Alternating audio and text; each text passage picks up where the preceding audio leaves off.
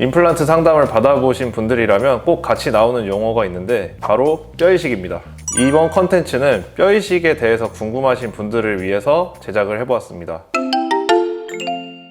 우선 뼈이식을 하는 이유에 대해서 좀 설명을 드릴 건데요. 뼈이식은 치아를 빼고 나서 염증이 있거나 뼈가 부족할 때 깨끗하게 염증을 긁어내고 이제 뼈가 부족한 경우에 뼈이식을 해서 보강을 해주어야 나중에 임플란트가 들어갈 때 충분한 뼈에서 임플란트 시술을 할 수 있기 때문에 하는 이유가 첫 번째고요. 두 번째는 발치를 하고 나서 빈 공간이 생기기 때문에 뼈의 부피가 줄어들게 되는데 줄어드는 것을 방지하기 위해서도 뼈이식을 하기도 합니다. 그래서 오늘은 뼈이식이 필요한 경우 3가지에 대해서 정리를 해드리겠습니다. 첫 번째로 발치와 보존술이라는 게 있습니다. 이 발치와라는 건 이제 발치하고 나서 이제 구멍이 나와 있는 곳을 발치와라고 하는데, 잇몸뼈는 저희 다른 뼈랑 다르게 안에 치아가 없어지면은 시간이 지나면서 점점 쪼그라들고 잇몸뼈가 사라집니다. 특히나 치아를 발과하고 이제 몇 개월 안에는 급격하게 잇몸뼈가 쪼그라들기 때문에 이를 방지하기 위해서 잇몸뼈를 이식하는 거를 발치와 보존술이라고 합니다. 논문에 따르면 1년 이내에 발치를 하고 나서 뼈의 폭이 50% 정도 줄어든다고 합니다. 그래서 그 현상을 방지를 하기 위해서 하는 것이 발치와 보존술입니다. 두 번째, 처음에 말씀드렸던 뼈가 부족한 경우입니다. 뼈가 부족한 경우에 당연히 뼈이식을 해야 된다고 생각을 하시는데, 디테일한 상황에 대해서 설명을 해드리자면, 발치를 하고 나서 요즘에는 임플란트가 바로 들어가는 상황이 많은데, 일반적으로는 발치를 하고 나면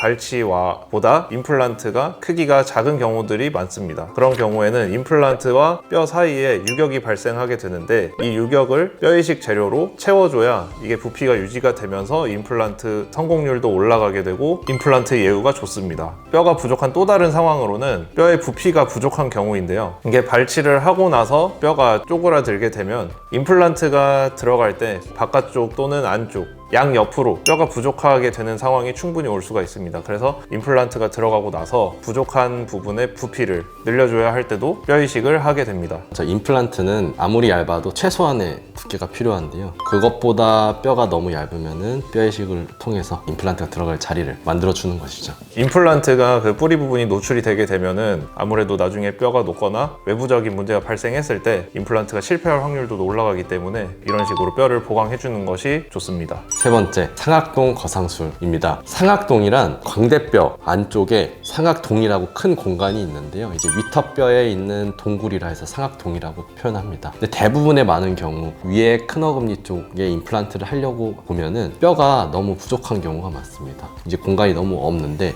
임플란트를 넣으려면 이 상악동 바닥을 위로 올려서 뼈를 넣고 이제 임플란트가 들어갈 자리를 만들어주는 것을 상악동 거상술이라고 합니다. 이 상악동이라는 구조물은 코와도 연결이 되어 있기 때문에 굉장히 난이도가 높습니다. 그래서 실제로 뼈이식을 하기 전에 상악동 거상술을 시행할 때는 굉장히 조심조심 진행을 해야 되기도 하지만 좀 전문적인 치과에서 치료를 받으셔야 안전하게 시술이 진행이 될 수가 있고요. 상악동 거상술은 보통 2가지 방식으로 크게 진행이 되는데, 이제 상방 접근과 측방 접근으로 진행을 하게 됩니다. 이 상방 접근의 경우에는 잇몸을 많이 열지 않고 진행할 수 있다는 장점이 있고, 뼈이식이 많이 필요하지 않은 경우에 간단하게 진행될 수 있는 방식입니다. 두 번째로는 측방 접근 방식이 있는데, 2개 이상의 치아를 치료를 하거나 뼈이식이 좀 많이 필요한 경우에 진행하는 방식인데, 이 경우에는 잇몸을 좀 여는 양이 많이 필요하고 옆에 뼈 모양을 만들어서 상악동을 많이 올리고 뼈이식이 많이 들어가는 방식이어서 좀 복잡한 방식입니다. 이 경우에는 난이도가 굉장히 많이 올라가지만 뼈가 너무 없는 경우에는 이 방법까지 써서라도 치료를 해야 되는 경우도 있습니다. 상방 접근법으로 진행한 케이스에 대해서 간단하게 설명을 드릴 건데요. 이분 같은 경우는 오른쪽에 어금니에 염증이 생겨서 뼈에서 임플란트를 진행하기로 했는데요. 아까 제가 말씀드린 것처럼 이제 임플란트가 들어갈 자리가 너무 없어서 상악동 거상술을 진행을 해야 되는 상황이었습니다. 뼈의 양이 굉장히 부족해서 뼈를 많이 들어가야 되는 상황이었지만 이분이 컨디션이 안 좋고 힘들어하는 경우여서 조심스럽게 상방 접근법으로 진행한 경우고요. 여기 후에 보시면 뼈가 좀 많이 올라갔죠. 그래서 이것도 사실 상방 접근법도 가능한데 좀 조심스럽게 접근을 해야 된다 라고 말씀을 드리고 싶어서 이제 보여드리는 케이스입니다. 이번에 제가 보여드릴 케이스는 이 환자분 같은 경우에는 왼쪽 위에 뼈가 굉장히 부족해서 저는 측방 접근을 한 케이스를 보여드릴 건데, 특히 이분은 임플란트 1개가 아니라 2개를 시행을 했어야 됐기 때문에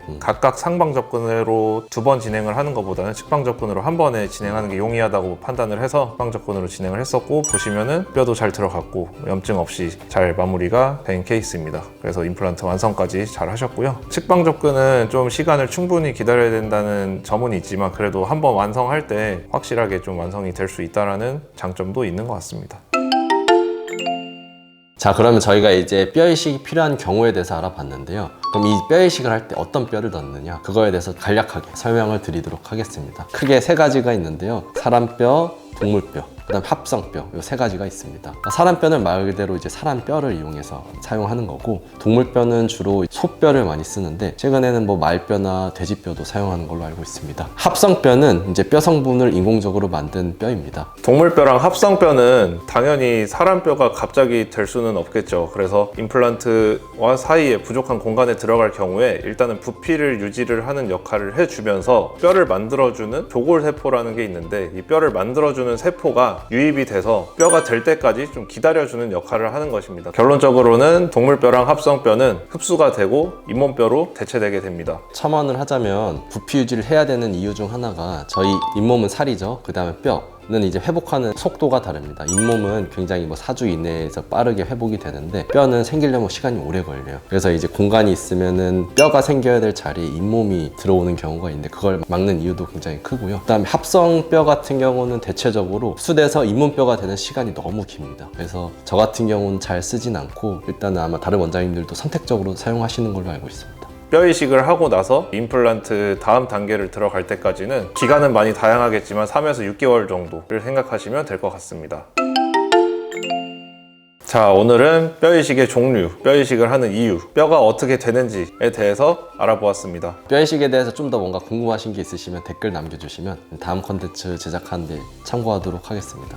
이 영상이 도움이 되셨다면 좋아요와 구독 부탁드리겠습니다. 네, 감사합니다.